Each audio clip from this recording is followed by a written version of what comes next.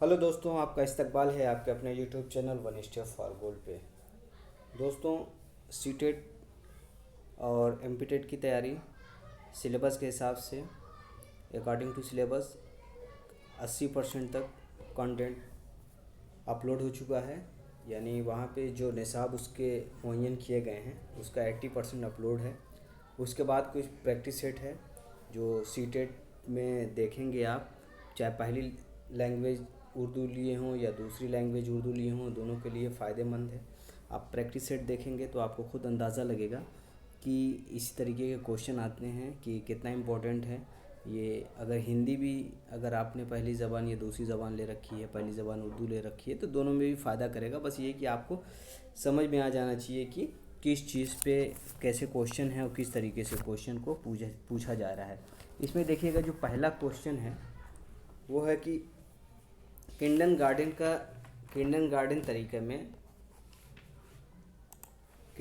तरीके में तलबा की हैसियत है। तो इसमें आप 4 ऑप्शन दिए हुए हैं। किंडर गार्डन में तलबा की हैसियत क्या है? फूल की है, ए ऑप्शन है। बी है माली की, सी है बाग की, डी है पौधे की।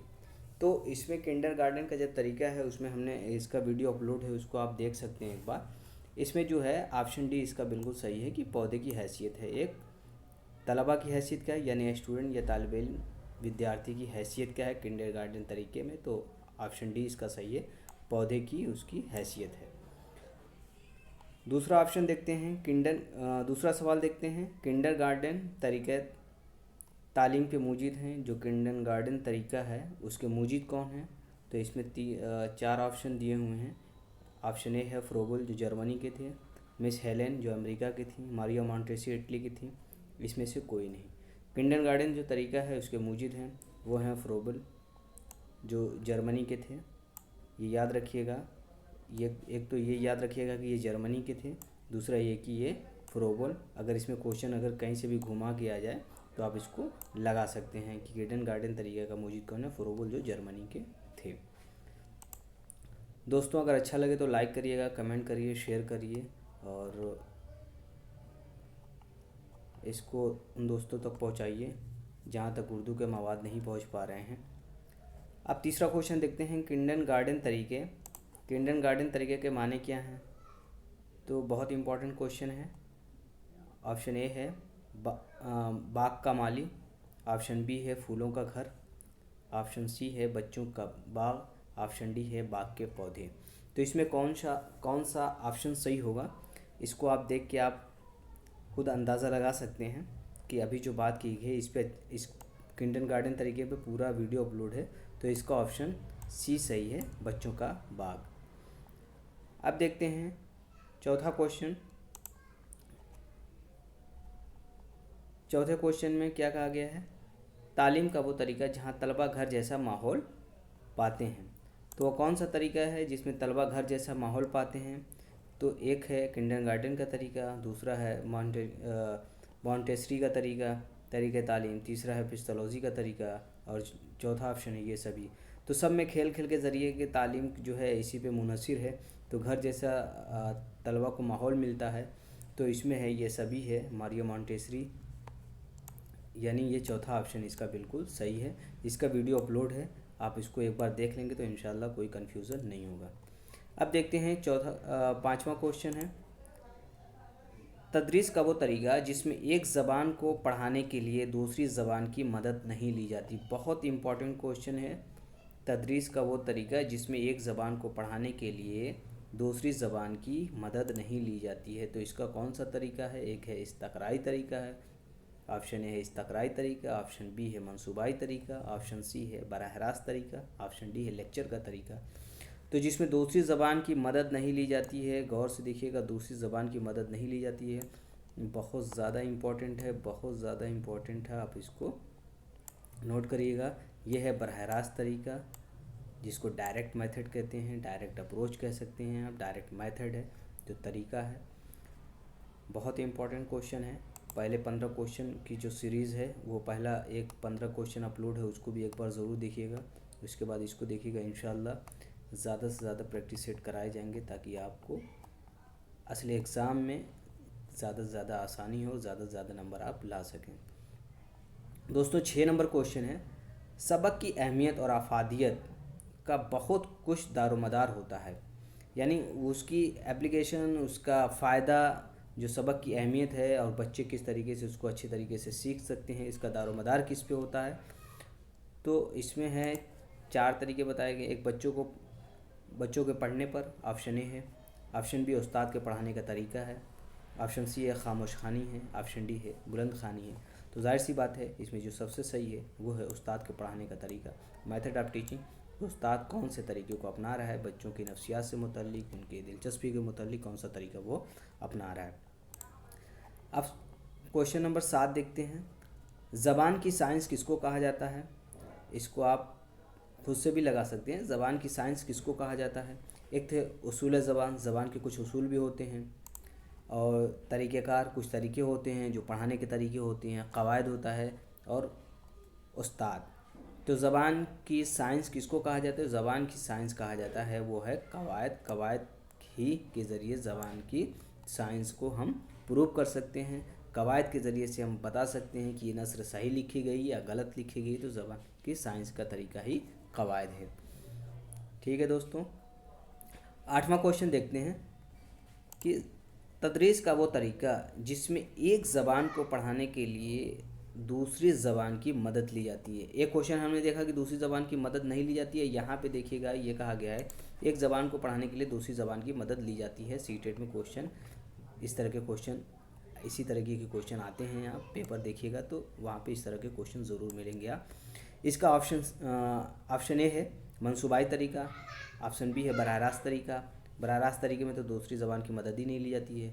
मंसूबाई तरीके में तो आप किसी भी ज़बान में कर सकते हैं। लेक्चर का तरीका ये भी किसी ज़बान में, लेकिन तर्जुमावार का तरीका है जो दूसरी ज़बान की मदद लेके पढ़ाया जाता है। ये सीटेट में आया हुआ भी क्वेश्चन है, और इस तरीके के क्वेश्चन, इसी तरीके से क्वेश्चन पूछे जाते हैं। 8 नंबर होंगे। अब 9वां क्वेश्चन देखते हैं। 9 नंबर, ज़बान की कवायद पढ़ाने का तरीका क्या है। अब देखिएगा ज़बान के कवायद को पढ़ाने का तरीका क्या, हमने इस बहुत अच्छी तरीके से इसको देखा है। एक है इस्तक़राई तरीका है, दूसरा इस्तख़राजी तरीका है। इस्तक़राई तरीके से भी इंडक्टिव मेथड जिसको कहा जाता है, इससे भी ज़बान कवायद पढ़ाया जाता है। इस्तख़राजी तरीका है डिडक्टिव मेथड, इससे भी ज़बान पढ़ाई जाती है। मखलूत तरीका है, इससे भी कवायद पढ़ाए जाते हैं। तो यानी इसका ऑप्शन डी बिल्कुल सही है। इसके ये सभी, यानी ऑप्शन डी इसका सही है, ये सभी तरीके।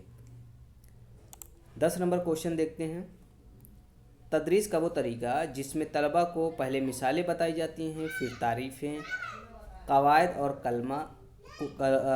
कुल्लिया अख़ज़ कराए जाते हैं। तो इसमें ये कौन सा तरीका है जिसमें बच्चों को पहले मिसालें बताई जाती हैं, तारीफ़ें, कवायद और कुल्लिया को अख़ज़ कराया जाता है।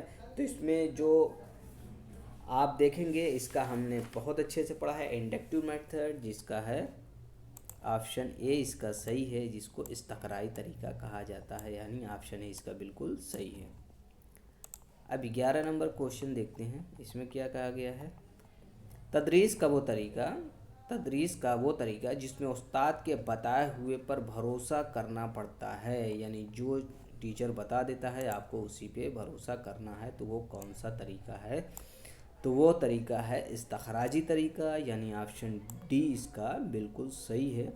इसमें क्या होता है कि टीचर पहले उसूल बता देता है, तो अब उसूल की आपने तहकीक की नहीं है, जो उस्ताद ने बता दिया बिल्कुल उसी को आपको मानना है। तो इसका ऑप्शन डी इसका बिल्कुल सही है।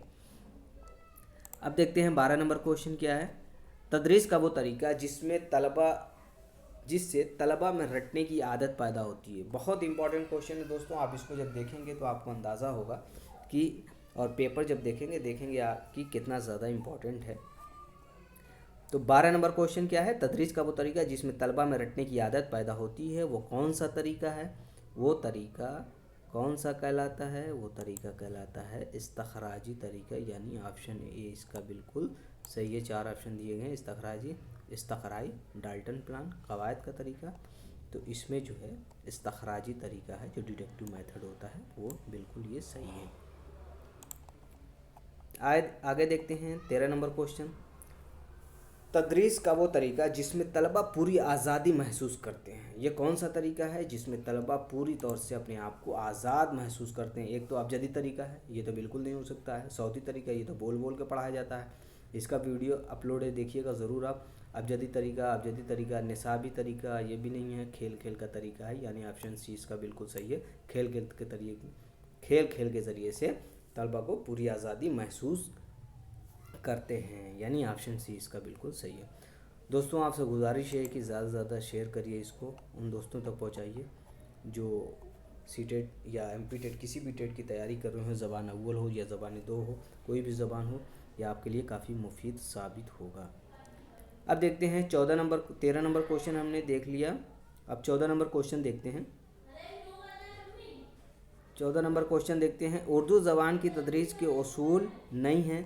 तो उर्दू ज़बान की तदरीस, देखिए बहुत इंपॉर्टेंट क्वेश्चन है। उर्दू ज़बान की तदरीस के उसूल नहीं हैं। एक ऑप्शन दिया हुआ है यहाँ पे आमादगी का उसूल, बी है इंतखाब का उसूल, सी है ज़िंदगी से रब्त का उसूल, डी है ये सभी। नहीं पे ध्यान दीजिएगा आप कि नहीं कहा जा रहा है ज़बान के तदरीस के उसूल नहीं है।